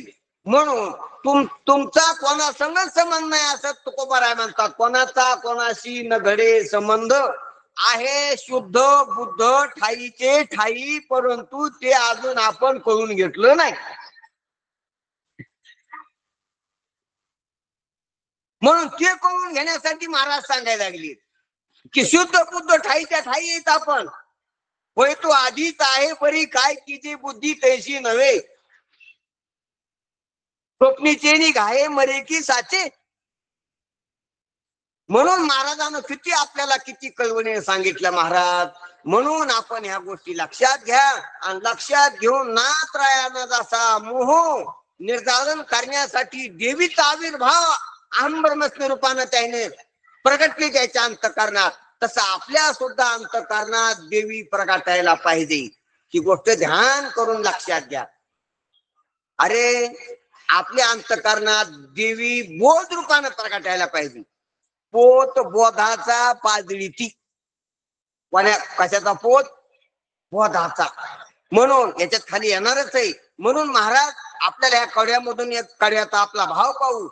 अनादि निर्गुण प्रगटली भवानी. कशासाठी महाराज? मोह महिषासूर मर्दाना लागुनी. मोह महिषासूर का मारायचे महाराज? तर त्रिविध तापाची करावया झाडणी. आणि ते इतका जे उपक्रम तुम्ही केला कशासाठी? तर ती देवीचं स्वरूप कसं आहे, देवीचा स्वभाव कसा आहे? तर भक्ता लागी तू पावशी निर्वाणी. भक्ता लागी त्याच्या संकट काळात त्वरित पावणारी तू देवी अंबिका आहे. अरे अंबिके, तुझं वर्णन आहे की तू भक्ताला, तुझ्या भक्ताला निर्वाणीच्या संकटाच्या काळात ताबडतोब पावतीस आणि त्याच्या त्रिविध तापाला नष्ट करतीस. त्रिविध ताप ज्या मोहापासून होते त्या महिषासुराला मारतीस, आणि तू त्याच्या अंतःकरणात प्रगटतीस. तू अनादि निर्गुण आहे, पण अनादि निर्गुण असलेली प्रगटतीस. हे पहा, अनादि निर्गुण जे आहे ना, ध्यानात घ्या. म्हणून अनादि निर्गुण ब्रह्मत आहे, पण ते कामाचं नाही. ध्यानात घ्या जरा एवढी गोष्ट. ब्रह्म तर नेहमीच आहे, पण ते आपल्या कामाचं नाही. ब्रह्म संत रूपानं प्रगट व्हावा, ब्रह्म शास्त्र रूपानं प्रगट व्हावा, ब्रह्म प्रवचन कीर्तन रूपानं प्रगट व्हावा, ब्रह्म गुरु रूपानं प्रगट व्हावा, ब्रह्म आम ब्रह्मस्मी रूपानं प्रगट व्हावा, तेव्हा आपल्या कामाचं. नुसतं ब्रह्मचा निमित्त आहे, काय कामाचं आहे? काय काय काय काय काय ब्रह्म कव्हा नाही, ब्रह्म सर्वग सदा सम महाराज म्हणते. ब्रह्म नेहमीच आहे, सर्वगत आहे, सदा आहे. पण कामाचं आहे का? काय पाहिजे? त्या ब्रह्माचं ज्ञान पाहिजे. त्या ब्रह्माचं ज्ञान सांगणारे शास्त्र किंवा त्या ब्रह्माचं ज्ञान सांगणारे सद्गुरु किंवा त्या अहम ब्रह्मस्मी रूपानं प्रगट होणारी वृत्ती ही पाहिजे. म्हणजे देवी पाहिजे. देव तर आधीच आहे हो, देवी पाहिजे आम्हाला. म्हणून देवीचे भक्त आहेत आपण. कोणते भक्त आहेत? देवीचे. देव तर आहे, देव कुठं जातोय? देव काढून दिलेला जात नाही कुठं. आम्हाला देवी पाहिजे. कोणती देवी पाहिजे? मोह मार्शासूर मारणारी देवी पाहिजे. त्रिविध तापाची धारणी करणारी देवी पाहिजे. भक्ताला निर्वाणाच्या वेळाला जी पावती अशी देवी पाहिजे. कोणची देवी? ती बोधरूपी देवी. ध्यानात घ्या, अहम ब्रह्मस्मी वृत्ती जी निर्माण होत असते ती देवी. महाराजांना सांगितल्याले, काय सांगितल्याले? सर्व सुख गोडी साई शास्त्र निवडी, रिकामा अर्ध घडी राहू नको, लटिका व्यवहार सर्व हा संसार, वाया येडझार हरविन, नाम मंत्र जप कोटी जाईल पाप, कृष्ण नामी संकल्प धरुणी राहे. आणि इथं देवी सांगितलेली निज वृत्ती काढी, सर्व माया सोडी, इंद्रियाच्या सवडी लपू नको बापा. ही देवी सांगितलेली निज वृत्ती काढ. अरे निज निज म्हणजे मी, अहम ब्रह्मस्मी ही वृत्ती काढ. ऐकर, अहम ब्रह्म आहे पण काढ ना. ध्यानात घ्या, आपण ब्रह्म नाहीत का? अरे आहेत पण म्हणतो का तसे? ब्रह्म असतो स्वाम्या गोम्या म्हणतो, असतो ब्रह्म कोणता फलानी रावण दिसतानी बाई म्हणतो. तू म्हणतो का ते आहे ते म्हण. हरी हरी म्हणा, हरी हरी तर आहे तर पण म्हणा ना. म्हणायला दुसरंच चालली चालली. हरी पण हरी म्हणायले का कवा? काय म्हणायले? भलतच बोलायले. आहे एक आणि बोलायले एक. काय करायले?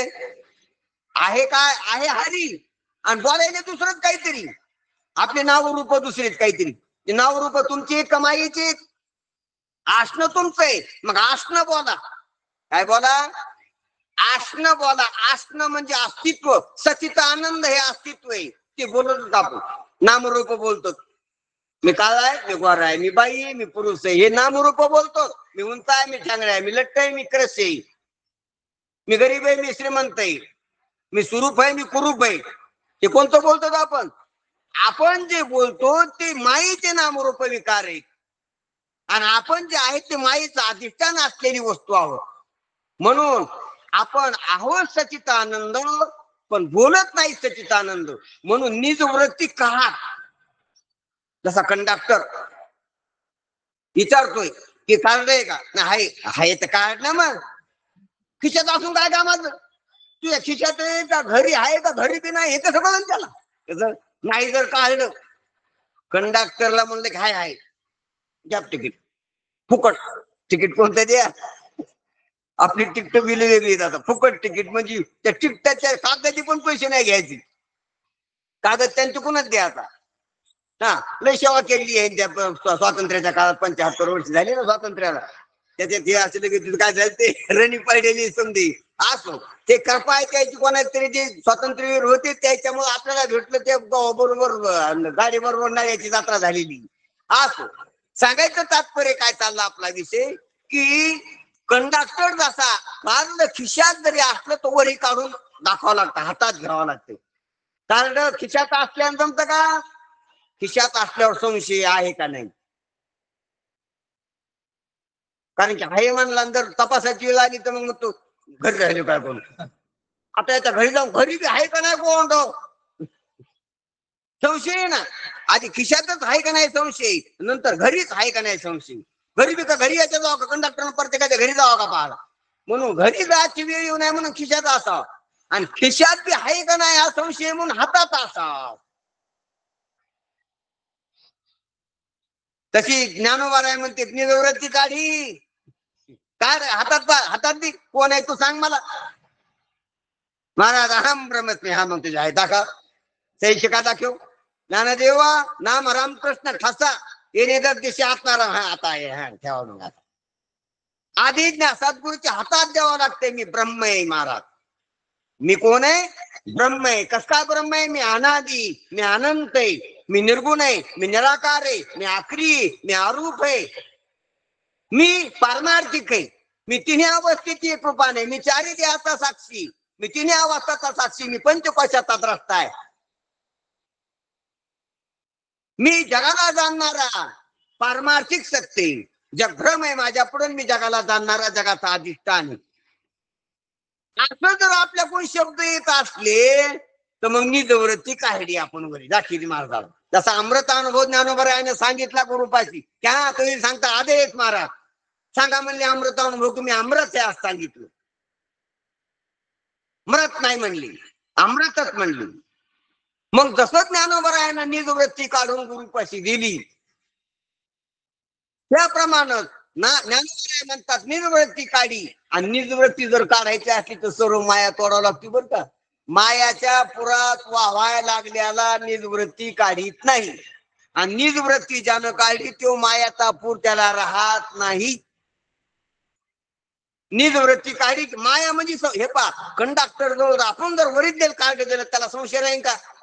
याचं खोटं आहे का, हे काय बोलायला त्याच्या हातात आहे का नाही? हे पा कंडक्टर जवळ जर आपण कार्ड दिलं हातात त्याच्या तर याचं कार्ड आहे का नाही हे संशय राहायला त्याला. याच्या घरी असं करत संशय राहायला का त्याला. समजा शंका गेल्या त्याच्याने कोणाच्या कंडक्टरच्या त्याने तिकीटच गेलं तुम्हाला. तसं निजवृत्ती काढली की सर्व माया तुटते, सर्व संशय, सर्व भ्रम, सर्व विपर्यास, सर्व कल्पना, सर्व अज्ञान, सर्व माया सर्व तुटून जाते. निजवृत्ती काढली सर्व माया तुटली. इंद्रिया सवडी लपवू नको. इंद्रियानं दाखवलेल्या जगाला सत्य म्हणू नको किंवा इंद्रियानं दाखवलेल्या शरीराला मी म्हणू नको. इंद्रियानं दाखवलेलं शरीर आहे त्यालाच मी म्हणून बसला, अरे तू ब्रह्म आहे म्हणून सांगायचं तात्पर्य. अशा प्रकारानं आपल्या अंतःकरणामध्ये देवी प्रगटायला पाहिजे, निर्गुण निराकार अव्यक्त अनादी अनंत रूपानं. आणि अशी जर प्रगटली तर मग मोह महिषासूर राहत नाही, म्हणजे आपल्या अंतःकरणात मोहिनी राहत नाही. हे पहा अंतःकरणात मोहिनी न राहून दे स्वतः महाराज. शेवटचा विषय चालला सांगतो मी चालता चालता. देह तर सुटतच असतो पण संसाराचा मोह राहून जर देह सुटला तर देह सुटला नाही, पुन्हा दुसरा देह भेटत असतो. तुका म्हणे एका मरणीची सरी असं नाही होत त्यानं, पुन्हा दुसरं येते. ये रे माझ्या मागल्या पुढच्या वर्षी लवकर या पुन्हा. आणि जगाचा मोह आधी संपाव आणि देह मग संपाव. हे पहा देह तर संपणारच आहे पण मोह आधी संपवतो का देह आधी संपवतो हे ध्यानात घ्या. आपल्याबद्दल पहा, दुसऱ्याकडे पाहू नका. माझा मोह आधी सुटवतोय का देह आधी सुटवतोय? मोह सुटून देह सुटा त्याला मुक्त माना. मोह राहून देह सुटला तो बद्ध आहे, तो जीव आहे. तो 84 लक्ष येऊन पुन्हा कुत्रा डोकरा होणार आहे नाही इथंच पाचणार आहे. 35 लाख आणि 84च्या. म्हणून आधी मोह सुटाव ही जबाबदारी. आपण मोह टाकायला राहिलेलो. कुत्र्याला मोह टाकता येत नाही, मांजराला मोह टाकता येत नाही. कुत्र्याला मोह सुटत नाही बरं का. तुम्ही काठीनं हाना जाते ते पण पुन्हा येऊन पाहत जोडच्यापाशी कोण कुत्र येणं ते कोण कुत्र्याची गोष्ट. काठीनं हाणलं त्याला मालकानं पाय पाय पाय पाय करत गेले तिकडे त्यांना गेलं तिकडे हान घटके थोडं चाटलं इकडे बसलं बसले की सरलं ते तुरतुर आलं पहा दोरच्यात पाहून पण मालकाकडे पाहत लागले कोटका टाकतात का काय. भूक जरी नाही तरी बी त्याला त्या घराची त्या माणसाची मोहिनी. कोणाला? कुत्र्याची गोष्ट. माणसावर नका आणू आताच. बैलाला किती मारतो मालक, एखादा राग आल्यास मारतो तरी बी पुढून गेल्यास तो बैल त्याला चाटतो. त्याचा काय त्याला बैलाला माणसाचा आणि माणसाला बैलाचा बी मोह असतो महाराज. मोह मोहामुळेच समजा व्यवहार चाललेला आहे. मोहिनी तशीच माणसाला घराची काय असती. परगावाला गेल्यास करमत नाही म्हणते चहा नसतो का पाणी नसते का भाकर नसते का आंघोळीला पाणी काय नसते करमत नाही काय गोष्ट त्याला मोहिनी. ती मोहिनी तिकडे चेन खायला इकडे ध्यान आणायला लागली त्याला. मोह त्याला खेचायला लागलाय. पाहुणं होऊन गेल्या तिथं काय नसतंय, करमत नाही. काय करमत नाही म्हणजे काय, त्याचा मोह तिकडं नाही इकडं. मग त्याच्या मोहाचे पदार्थ तिकडं नाही तिकडे. कुत्रे, मांजर, घर दार, ते काठी बाग त्याची काय दिसतंय ते कसं का असलं, पण त्याचा मोह आहे त्याला. मोहामुळे त्याला तिकडे करमत नाही. कोणाला काय काय माणसाची पोरं नोकरीला असते तिकडे, चला म्हणते तिकडे मुंबईला. ते म्हातारं जातो तिकडे 4-8 दिवस, त्याला इकडे मोहिनी असते या खरपाड्या घराची. तर ते म्हणतं कसं करमणच लागत नाही. तिथं सोय सर्व असती, पण याला इथं पाहिजे ना. याला मोकळा का पाहण्याच्या, बिड्या वाढायच्या, चिरबी वाढायच्या, माणसं भावतो येते आणि तिथं कोणीच कोणाला बोलत नाही. खाला अप टू डेट, राहिला अप टू डेट. पण हे नाही, त्याचा मोह येईल. त्याला स्वाम्या गोम्या भावतालन पाहिजे. तेव्हा काय होतं, त्याला मोहिनी. म्हणून आपल्या प्रत्येक माणसाला प्रत्येकाचा मोह महाराज. म्हणून मोह तोटाव, मोह तोटाव. मोह म्हणजे प्रपंचाचा संबंध, प्रपंचाची नशा, प्रपंचाची आसक्ती. म्हणून कशा बी वाचून आपल्याला राहता आलं पाहिजे महाराज. कोठेही चित्ताशी नसावे बंधन. आम्हाला सुद्धा प्रवचन सांगू सांगू माणसाच्या मोहिन्या लागत असतात. की अंकुश महाराजाची बऱ्याच दिवसाला फोन आला, मागे महाराजांना बरेच दिवस भेट नाही, बापूची तर 5-6 वर्षापासून भेटत नाही. पा नाही नाही, मोह नाही कामाचा. जागा असावा, प्रेम असावं, पण मोहिनी नसावं. घरातल्या बी वस्तू माणसाचं प्रेम असावं, पडायची नाही माणसं, पण मोहिनी नसावं. काय नसावं, मोह वेगळा आणि प्रेम वेगळा. मोह म्हणजे लगाव आहे, जाळ आहे मोहाचं, आणि प्रेम मोकळा असतंय. तुम्हाला सांगतो, फोटो एखाद्या घरात लावलेला फोटो आहे तिथं, ते फोटो इथून पुसल्या जात नाहीत लोक. आणि आरसा सर्व उमटत पण राहत नाही. असं केलं की इतक्या बाया आणि इतके माणसं आरशात दिसते, आणि इकडे केला की एक बी राहत नाही. आरसा कसा आहे, समद्याला दाखवतो ठूत काहीच नाही, स्वतः डाग लागत नाही त्याला आरशाला. आणि ह्या कागदाला डाग लागले ते लोक पुसत नाही आता. आणि डाग तितकंच राहतं, पण दुसरं काही येत नाही त्याच्यात. आणि आरशा समजत येतंय आणि क्षणातच समजत जाते. तसे संतांचं चित्त आहे. संत सर्व जग पाहते, जग भरल्यावर राहते, आणि जग बाजूला गेले की काहीच राहत नाही. म्हणा कोठेही चित्ताशी नसावी बंधन, हृदयी नारायण साठवावा, ही कला आहे संतात. जग पाहताना जगाची करुणा येते, त्याला जगाला बोध करते, आणि जग बाजूला गेले की जग मनात नाही राहत त्याच्या, आणि आपल्या मनातूनच जात नाही. काय होत नाही, काही घटना झाली की आपल्या मनात डबल डबल डबल डबल येते. त्याला आणखी जास्त नाही चाललं की त्याला चक्र म्हणते, त्याला मग गोळ्या घ्यावं लागतात, न्यावं लागतं तपासायला. माणूस उपचार की आमचं म्हातारं दुधमत धरून नव्हतं, नावच घ्यायला लागले. ते काही घटना व्हायला एखादी तेच डबल झाले, डबल डबल रिपीट व्हायला लागली की पागलपणा आहे. तसा पुन्हा पुन्हा पुन्हा पुन्हा जगाच्या त्वरेत उठायला लागल्या की तोच पागलपणा आहे, मानसिक रोग होतो.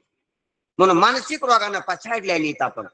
म्हणून आपल्याला पुनरावृत्ती होऊ नये. जग पाहिलं, जगाचा अर्थ कळा, आणि जग मनातून संपाव. जग राहू द्या पुढे दिन दिसायला, पण मनात जग घोळू नये. मनात देव घालाव, मनात देव असावा. तो मद व्हावा, तो मद व्हावा, वेळोवेळा व्हावा पांडुरंग.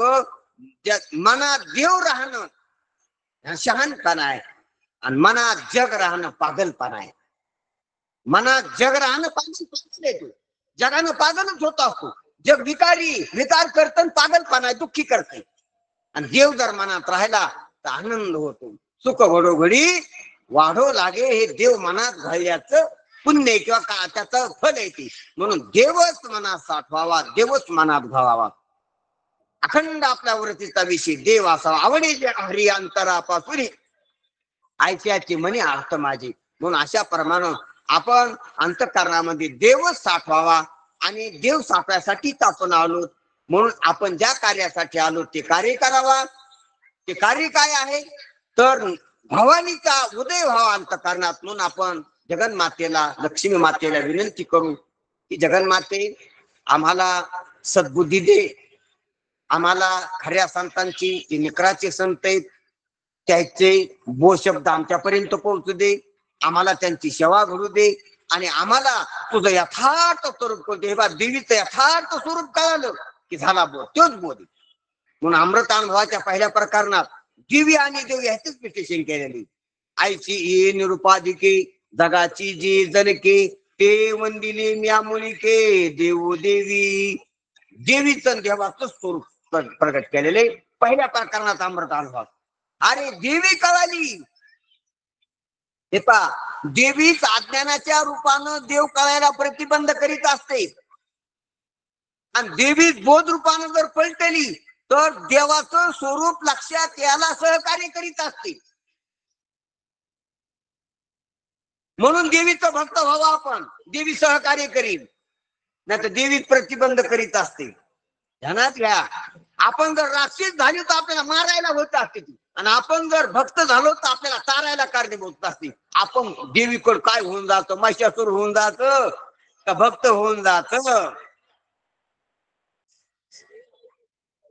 राक्षसाला मारण्यासाठी अवतार येतात कोणाचा, तसा संतांचा अवतार खळाला सांडण्यासाठी, जे खळांची व्यंकटी सांडू आणि जे संत सज्जन आहेत अधिकारी त्याला ब्रह्मज्ञान सांगायसाठी. म्हणून याप्रमाणे नाथरायानं ह्या देवीच्या रूपकातून जोग्याच्या रूपकातून आपल्याला अनादि निर्गुण प्रगटली भवानी मोह महिषासूर मर्दाना लागुनी त्रिविध तापाची करावया झाडणी भक्का लागी पावशी तू निर्वाणी आईचा जोगवा जोगवा मागणं.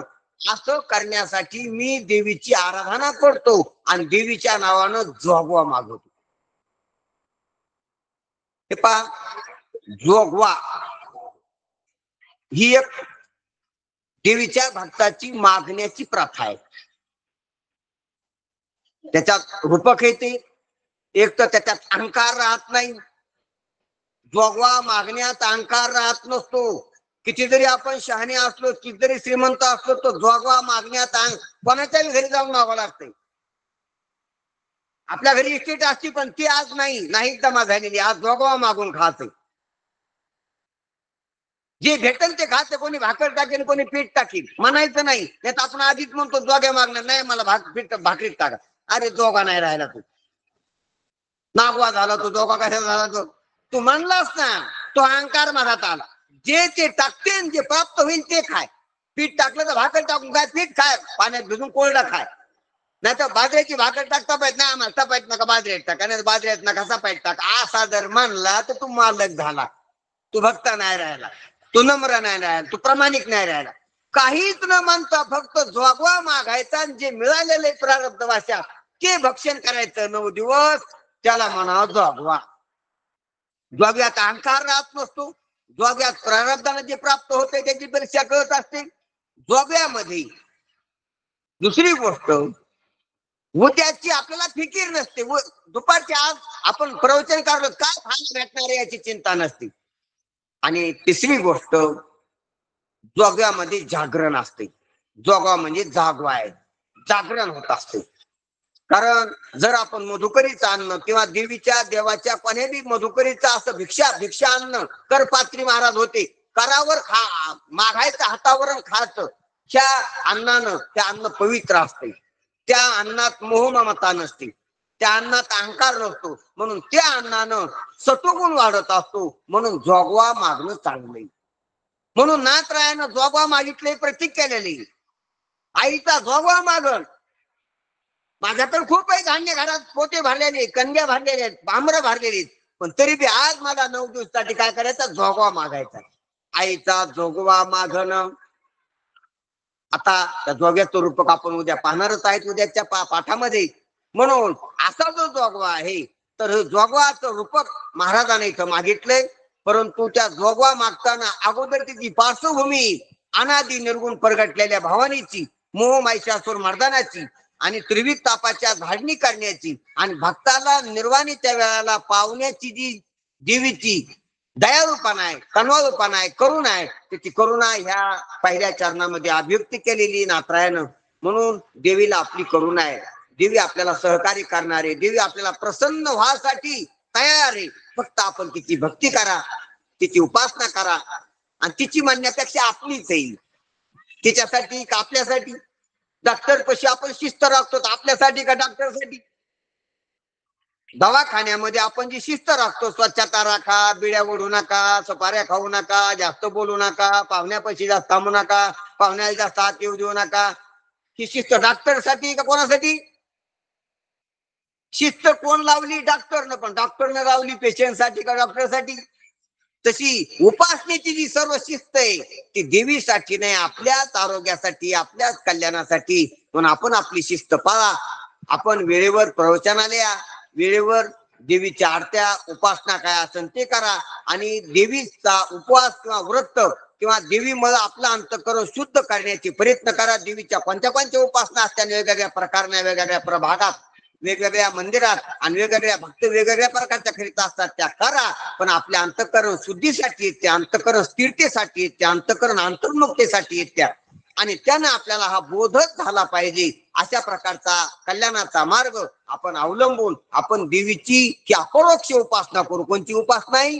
देवीची अपरोक्ष उपासना आहे. ध्यानात घ्या माय बापू, ही उपासना संत सोडून कोणीच सांगत नाही. देवीच्या नावानं दुसरं काही करते, पण देवीची अपरोक्ष उपासना संत सांगते, तर ती संतांच्या शब्दातच आपण अभियुक्त करणार आहेत. तर उद्याच्या पाठामध्ये जोगव्याचं रूपक आपण उद्या सकाळी पाहणार आहोत. हा पाठ इथंच संपलेला आहे. आपण इथंच थांबू. पुंडलिक वरदा श्री ज्ञानदेव माऊली ज्ञानेश्वर ज्ञानेश्वर महाराज की जय. ब्रह्म एकनाथ महाराज महाराज की जय. जगद्गुरु तुकाराम महाराज की जय. लक्ष्मी देवी की जय. ठीक. रामकृष्ण हरी महाराज. हा, रामकृष्ण हरी सर्वांना. जय हरी महाराज सर्वांना. जय हरी. जय हरी सर्वांना. जय हरी. हा, तिकडे रामकृष्ण हरी मंडळी. महाराज सर्वांचा अष्टक